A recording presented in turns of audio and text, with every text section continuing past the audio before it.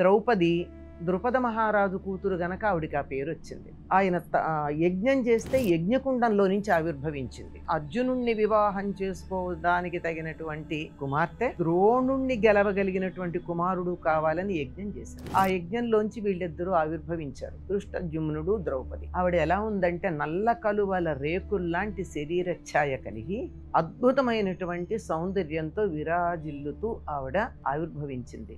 ఆవిర్భవించిందేమి చంటి పిల్లలాగా పుట్టడం పెరగడం ఏం లేదు, యవనంలోనే ఉంది. దృష్టజుమ్నుడు అంతే, యజ్ఞోద్భవ. ఆవిడ అగ్ని సంభవ, అగ్నిలోంచి ఉద్భవించింది. అగ్నితత్వం పరిపూర్ణంగా తనలో కలిగి ఉన్నటువంటిది. వీళ్ళందరికీ ఒకటే పేరు. ఆయన కృష్ణ అని అన్నారు కదా, ఆవిడ కృష్ణ. వ్యాసుడికి ఉన్నటువంటి పేరు కృష్ణద్వైపాయనుడు, కృష్ణుడికి ఉన్న పేరు కృష్ణుడు, అర్జునుడికి ఉన్న పేర్లలో ఒకటి కృష్ణ. అర్జునుడి పేరేమో తెలుపు అని అర్థం, కానీ ఆయన కూడా నల్లగానే ఉంటాడు. కృష్ణుడు నల్లగా ఉంటాడు, ద్రౌపది నల్లగా ఉంటుంది, ఆ తర్వాత వ్యాసుడు నల్లగా ఉంటాడు. నాణ్యమైన నలుపుతో ఉన్నటువంటి వీళ్ళ ద్వారా భూభారం తగ్గడం జరిగింది.